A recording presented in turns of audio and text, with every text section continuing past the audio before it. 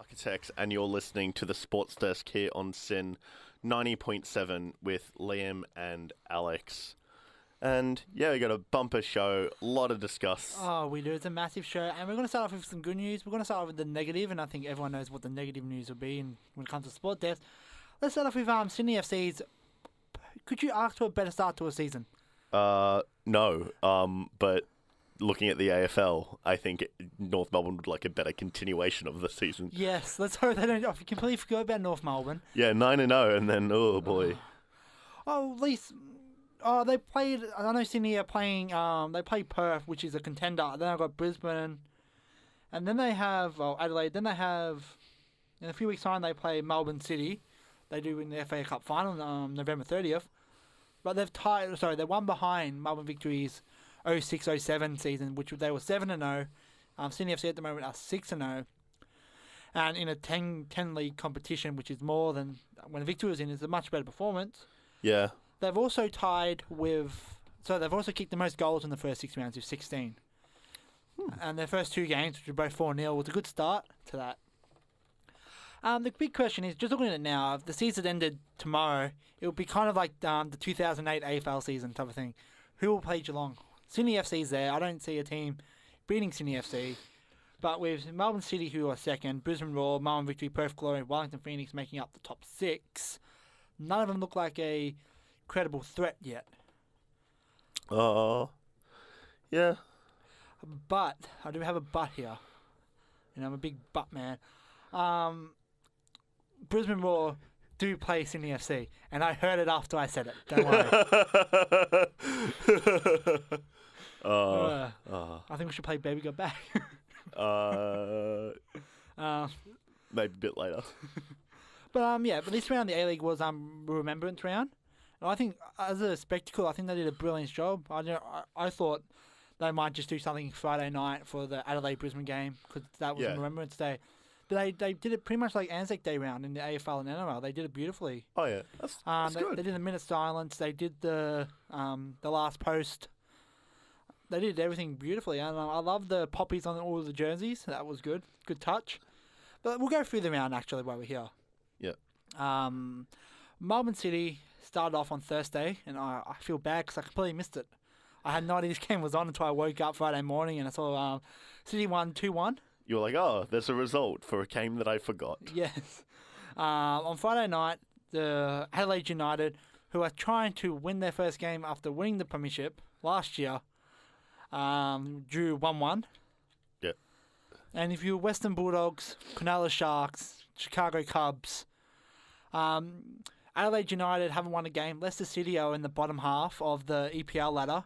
So, all these premiers are not doing that well the year after, so I wouldn't bet on the Doggies next year. Oh, no. On Saturday, Wellington Phoenix won 2-0, and as we said last week, I do have a clock for Central Coast Mariners. You do? Yes. So, it has been 584 days since the Central Coast Mariners had a clean sheet. Oh, Jesus. Come on, Central Coast Mariners.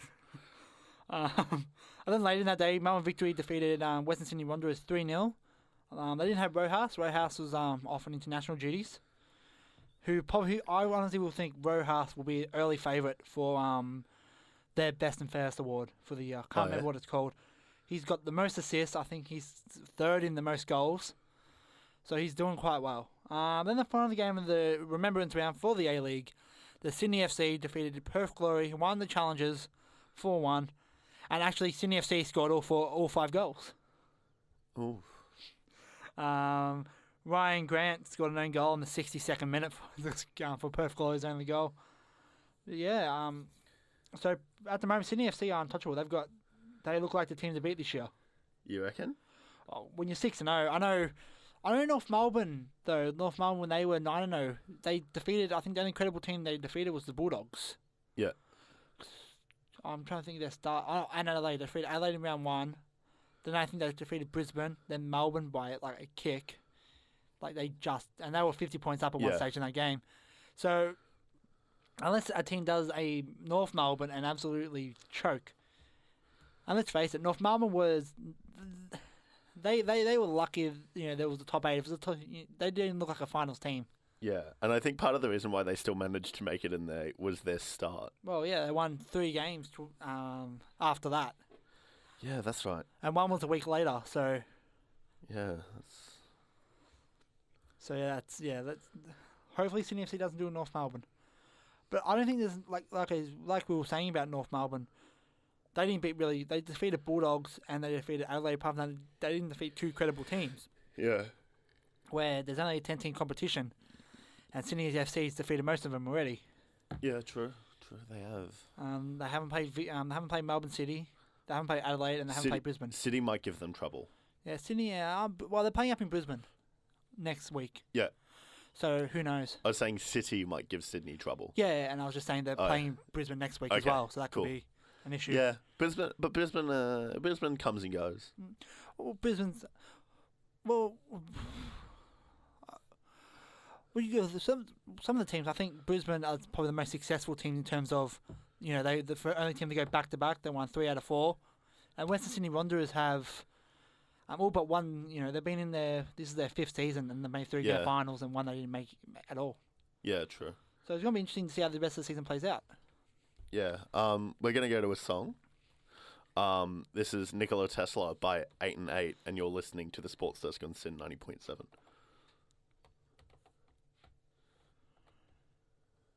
And after this, we're going to talk about the Australian demise in the cricket. Oh.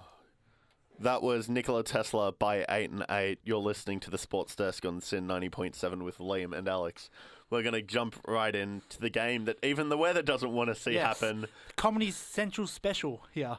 Yeah, it's Hobart. No. At least Comedy Central's jokes are funny. Oh, what a poor performance by the Aussies. It's been... Poor performance, I don't think, even begins to describe the disgrace. I'm sorry, but all out for 85? Yeah, I feel bad for Tasmanians as well. They rarely get test matches, and this is what they get. Yeah, and it's just... Against South Africa as well, who demolished us in the one day is only a few weeks ago. Yeah. I think we started the show, when we started the show together, I think we just lost our 5th game.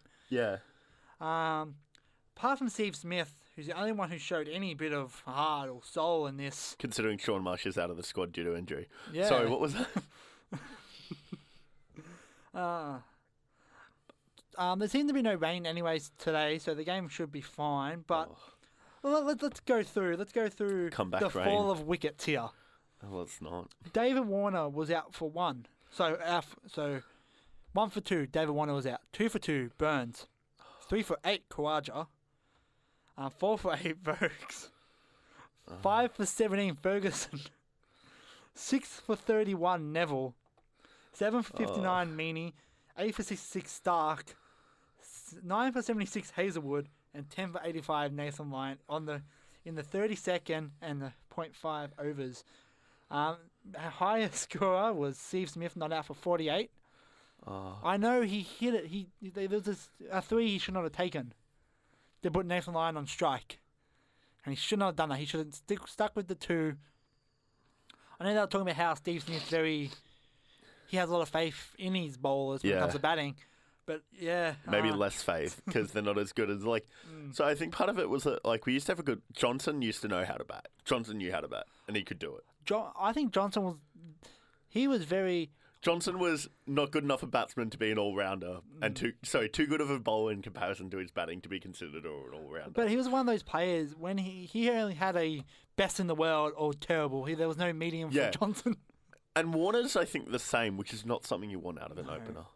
It's funny because I was talking, I can't remember who was saying it, that Warner should be captaining the Australian team, and then he come out and did what he did, and Smith came out and actually put on a captain's performance. Yeah, something slightly worrying when the dude making his test debut is the 2nd highest score in the squad. That was Meaney, wasn't it? Pardon? Yeah, Joe Many. Yeah, with 10, so he did a good job. Look, you know what? You get 10, you get 10. Bowling, our bowling's not too bad. Philander for South Africa after 10 overs, who even injured his shoulder as well. during his innings, got the 5-wicket haul. Jesus, that's 5 for 21. Let's go to Australia. Apart from Mitchell Starc, and I think our bowling was okay. Starc took the first 3 wickets of our innings. Yeah. Then Hazelwood took the last 2. Yeah. And I think maybe if the day didn't end, if we could play until as long as we wanted to, I think we could have got maybe 2 more wickets. And then for South Africa's luck has gone South Africa's way. The fact that they didn't play yesterday because of the rain, which means they get an extra day to prepare. And hopefully the Australians get their heads screwed on. I see South Africa scoring like 300, 400. If they can keep them down to about 300 at the most, Australia could do that run chase. I reckon we could at least. Provided, the issue is that, provided everyone gets their act together, then we should do okay. But the issue is the fact that they all have to get their act together. What was it? It was our 11th lowest score on home soil. It was our lowest home score in 32 years, which matches our 30 years non-losing the first test. Oh, wow. So I think this could be the worst Australian team in 30 years. At least at home, yeah. This is not good. But it was just 3 years ago. Like, in my lifetime, in 10 years, we went from... I remember I started watching cricket in 2005. So, Warne, McGrath and Langer's final test series. Yeah. Where we were defeating England. We smashed England 5-0. And then we were okay for quite a bit. You know, there was so... We'd never had a solid lineup. We had so many players just switching. Yeah. And then we came and defeated England 5-0 again. Yeah. Like, our last 2 Ashes victories have been 5-0 victories over England. And then we're back to not being good. Yeah, it's all ridiculous. Oh, I don't know. I think there's... I don't know. Although my dad points out that, the way that they've gone about selecting isn't due to form anymore. It's about, who's already in the squad. Yeah. And they should just go back to form. I don't care if you scrap the entire test team at this stage and replace... I would say keep Warner, keep... Smith, Khawaja, Starc and Hazelwood. Starc and Hazelwood. Oh, I do like Nathan Lyon. Yeah, Nathan Lyon, because we need a spinner. Keep the ball. I do like our bowlers. It's our batting that lets us down. Yeah, it's we're all a bit shocking at everything, so maybe we just need to... I think we need a new Shane Warne. Another Warnie? Yeah. Really? I don't think we need another Warnie. Oh, not an attitude wise. Oh, you mean just sheer dominance of spin? Speaking of Shane Warne, he's turned into a David Beckham. He's more of a celebrity than he ever was a sports star. Yeah, what is up with that? How's Warnie done this? Oh. How dare he do this to us? Yeah, he was a sporting icon. Now he's more of a celebrity like David Beckham is. Yeah. Is there any other athletes that are more of a celebrity? I can't think of any. I know probably in America there's quite a few, but... Yeah. All I know is that there's a VR game called King of Spin involving Warnie, and I just need to play it. It needs to happen. I do. I think we should get Hussey, Ponting... okay, no, never mind. Never mind, you face 50 overs from Shane Warne. Oh, I don't want to do that. That's what King of Spin is. Oh, I need to play this though. It's only in VR and I don't have a VR headset, but still I really just want to play Shane Warne King of Spin VR. I know our next test is I think it's next week. It's in Adelaide against South Africa again, and then we play a few one-days against New Zealand, then we play Pakistan. At the moment, it's looking like we might have a winless summer for the first time, I think, ever. Oh, I wouldn't go that far.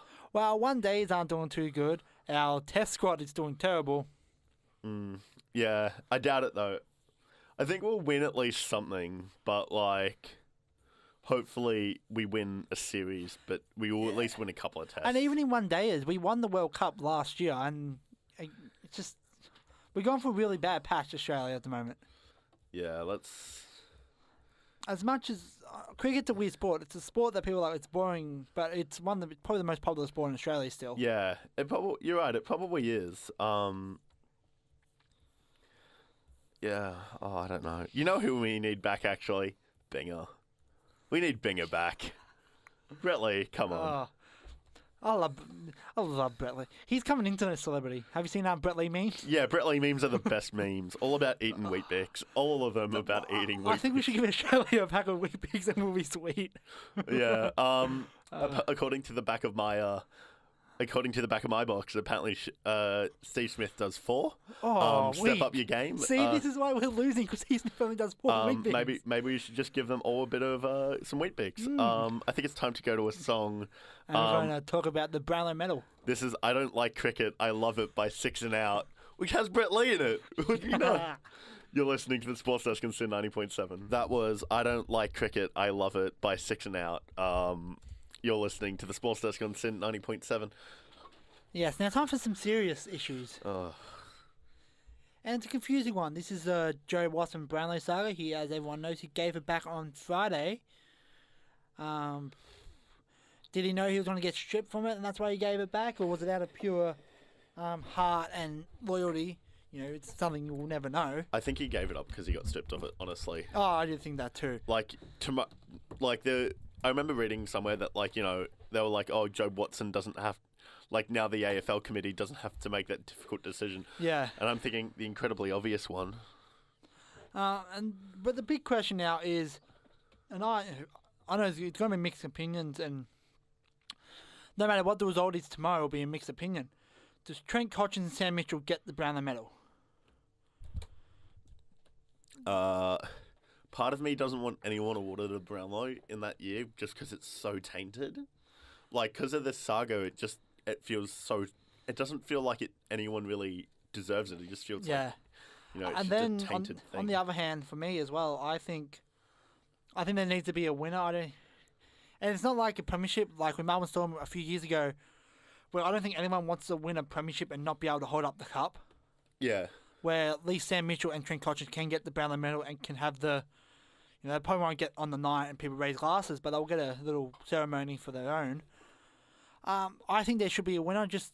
Once there's a winner, I think the whole saga's gone, unless Essendon decide to appeal again, which is a higher court, which I think everyone doesn't want them to. Yeah, it's a big issue. In the history books, will it come up as would Joe Watson come up in the same group as Chris Grant and I can't remember the other guy's name. In '96, the players who were ineligible to win. Yeah. Because I think Watson will still go down as the winner, but he'll be ineligible. Yeah, see, that's the issue. I think... Because some of the issue is that, and it was pointed out to me that, a lot of players, especially ones like Mitchell and Cotchin, would probably have, salary bonuses if they win a Brownlow. Yeah. And so, if they were to win it, Hawthorn has to pay out to Mitchell. I don't think... maybe because it's 4 years on, I don't think there will be a payout. Yeah, I don't know, but it's all very complicated. The fact that Scott Thompson and Dane Swan came fourth or third, I don't know how it works, with 25 votes. Imagine they wasn't 26. Imagine it was a 4-way tie for the Brownlow. Oh Jesus! Yeah, no. But yeah, I just think that they either award the Brownlow to both of them or they don't award it at all. Yeah. I know, because I think this is because I was saying before we went on air that I think Mitchell deserves it more than Cotchin's, as Mitchell actually had a much better career after the 2012. I think he didn't come runners up. He came third in last year's, and I think in 2011 he was ineligible because he got suspended. Yeah. And was leaving for most of the night. Yeah. So Mitchell's come close. Where Cotchin's after this year, he got the captaincy and just dropped off. I don't think having dropped off. It's all about the 2012 season. Yeah. It bothers me that they were asked to write why they deserve it, because either they deserve it because they're the ones that came second, or you don't award it. You don't award it to one of them, and that seems like what they might try to do. And if they do try to do that, it'll be very worrying. Yeah. So I think what I've been seeing online, I think they're going to get the Brownlow though. So everyone who knows footy and spoken about footy more than me and you do have pretty much said that they're pretty much going to get it. I know online, normal Joe Blows like ourselves are very 50-50 on it. I like I said, I believe there should be a medal handed out. Yeah. I believe that there should not be a blank year in anything in AFL unless there's a Melbourne Storm salary cap scandal type of thing and the team loses the premiership. Let's pay for Hawthorn. That happened. Get the 3P taken off them. I no. I mean, especially considering half of it happened during the Essendon scandal, so it's like... wouldn't that be the worst of the AFL? And then the Lockie Whitfield scandal as well, that's happening now. Yeah. Where I kind of see, we'll change the topic, but I kind of see where the AFL is coming with the Lockie Whitfield one, with the fact that there was no proof that he took anything because he was hiding while he was... Yeah. And so I understand why he doesn't get the 4-year ban, gets 6 months, and Giants lose a few picks. Yeah. When that ever gets announced. And the one who's at Brisbane, the one who's at Collingwood, the two coaches will get a season ban. Yeah. Because it's a much tougher one than the Essendon one. And I just think the AFL, I think drugs in all sports are a massive issue. Oh, yeah. It's a massive issue, but I just think that, like, as long as people keep vigilant, hopefully it goes out. I just see some of the good players. I don't think Watson ever needed to do the whole Essendon thing. I know James Hird came out the other day and say, "Oh, he didn't take anything. He's innocent." And as we all know, let's all believe James Hird. He's an honest man. Yeah, I stopped believing James Hird after like halfway through the scandal. I think James Hird was the worst person to comment. I know it's mean. I know he was trying to stick up for Watson, but I think Hird was the worst person to comment on the Watson situation. Yeah, Hird should just pull his head in. Yeah, he single-handedly destroyed what the tied best club in the AFL in terms of premiership success. I think, yeah. I mean, the other tied club, what? Carlton. I thought it was Collingwood. Carlton, and they had the salary cap scandal in the early 2000s. Yeah, it's all going. So they're both tainted. Down. So the only team that's successful, not tainted, is the club that everyone hates, which is Collingwood. Yeah, that's so weird. Then why would you need to cheat when you have all that money? But yeah, so if James Hird never pops his head around and says anything about footy, I think Essendon will be a much better place.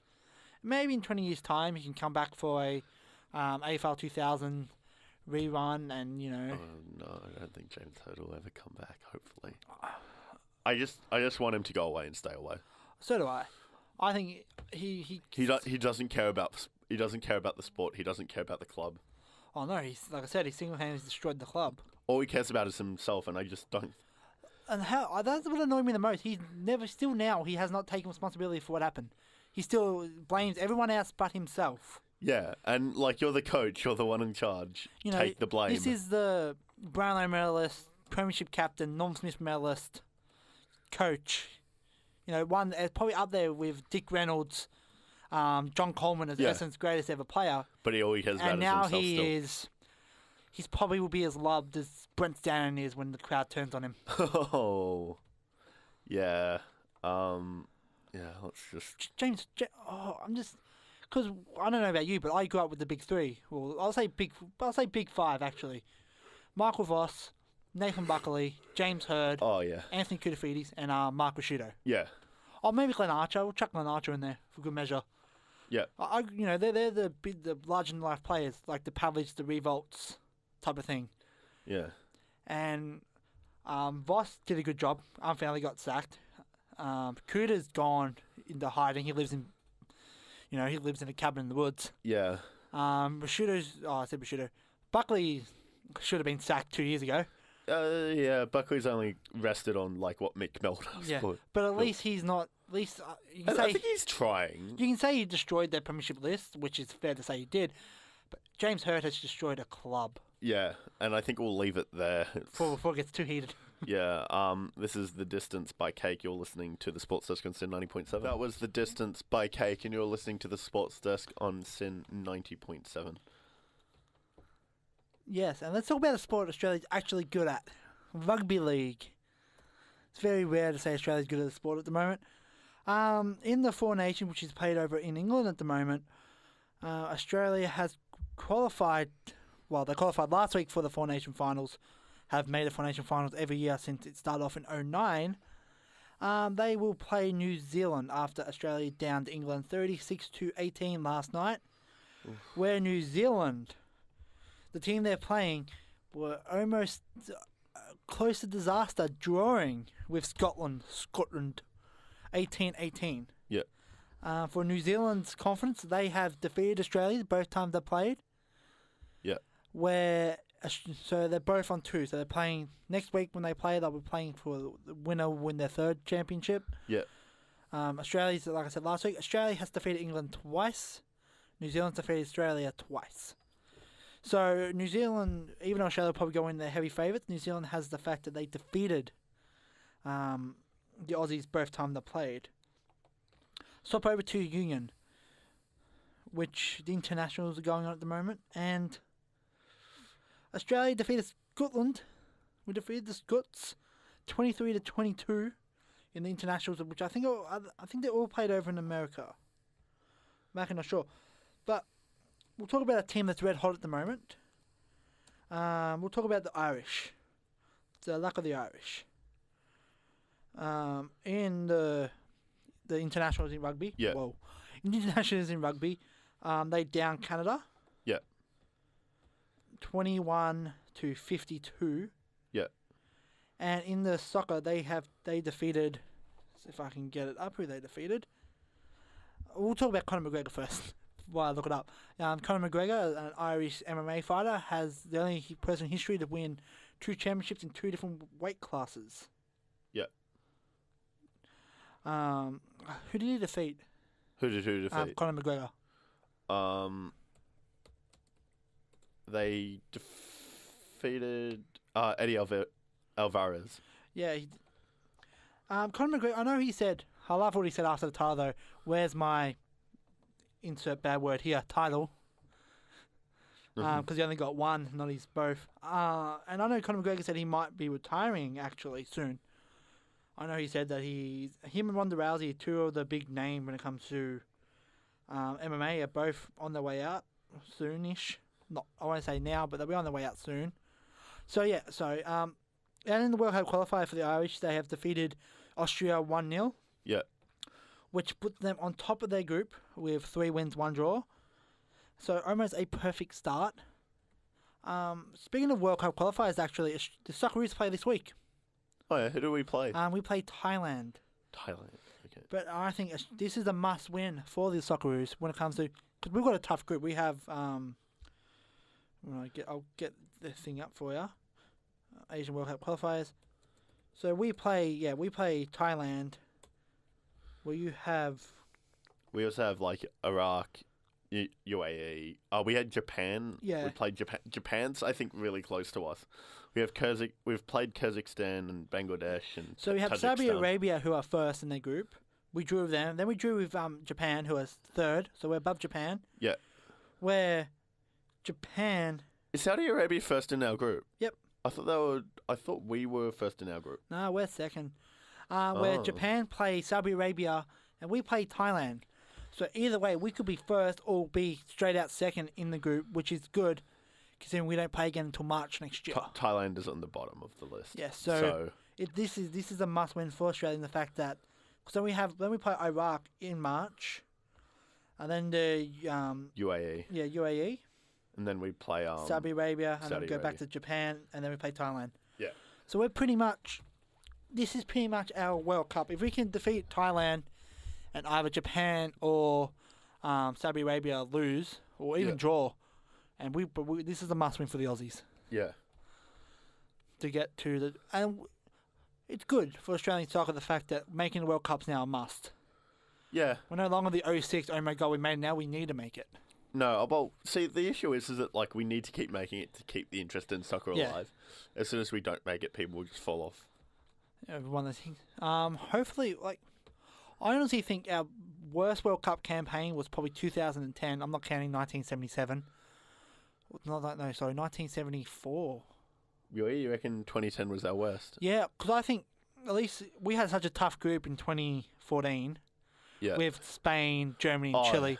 And apart from the fact that our game against Spain was dreadful, and our first 15 minutes against Chile was dreadful.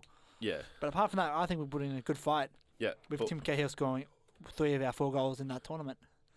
But why do you still say that 2010 is our worst? Is because we didn't make it beyond the group I think stage? because we had the hype from the '06 World Cup.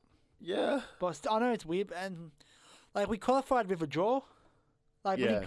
at least it wasn't John O'Reilly's goal or Josh Kennedy's headbutt that put us Yeah. in the last 2 times, and we qualified with a draw.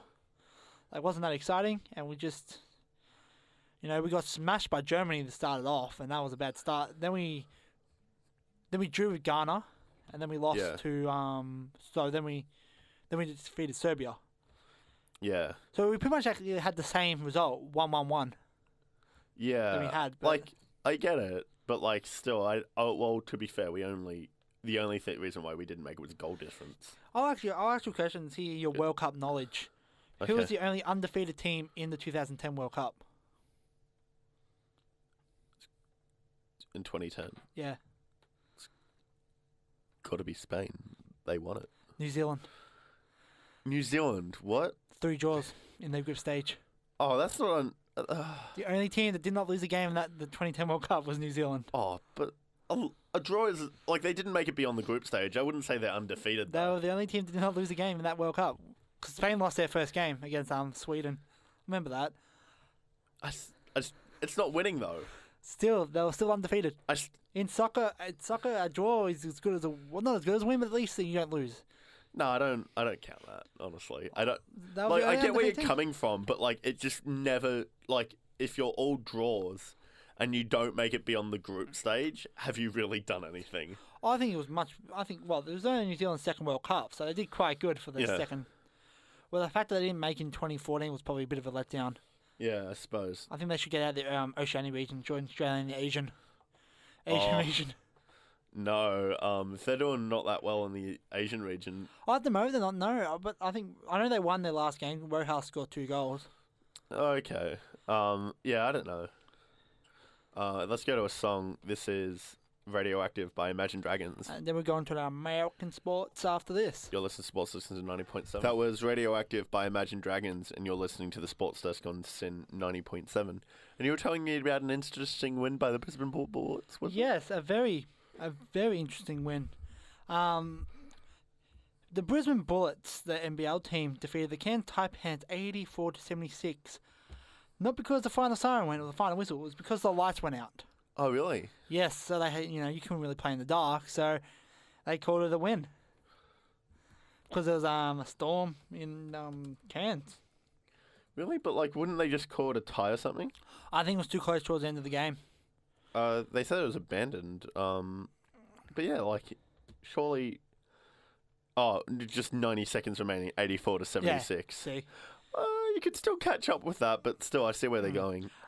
Sorry, 90 seconds. It's a tough one. and another thing, we'll go to the American sports down in America. Please stop doing that. Just no need. I love myself. My southern accent is great. Don't. Honestly, don't. The Cleveland Cavaliers scored a 100-93 point victory. I'd just like to also mention the NBL received a formal protest from the Taipans after the match, and they're conducting a full review of the decision today. Lovely. So On Friday the we'll be result able could change. we'll tell you about the results. Against the Charlotte Hornets, they secure their place in the top 2 with the LA Clippers of both on 1 loss, and we go over to their football. And the top place Dallas Cowboys are currently trailing the Pittsburgh Steelers 30-15 with 27 seconds to go in the second quarter. Oof. As well as other matches that are currently on, Miami Dolphins are leading the San Diego Chargers For how long? 14-10 with the start of the third. Yeah. San Francisco 49ers are trailing the Arizona Cardinals 10-17 at the end of the second, and later today the Seattle Seahawks are playing the New England Patriots. Woo, go Patriots. So if I was the Patriots are probably looking at the other game, hoping the Cowboys lose so they can jump a game clear on top if they can defeat the Seahawks. Yeah, I don't know about that one. But still, we'll keep in touch. And yeah, I think that's all we've got time for today. Yes. And so you can like us on Facebook at SportsDeskSYN, follow us on Twitter at SportsDesk. So follow us on Facebook at facebook.com SportsDeskSYN, or you can go to Twitter at SportsDeskSYN and follow us there. You can listen to us you can listen to the Sports Desk on Friday at 9 a.m. as well as again next Monday. So have a nice day. Catch you around. See ya. Coming up is Schools on Air.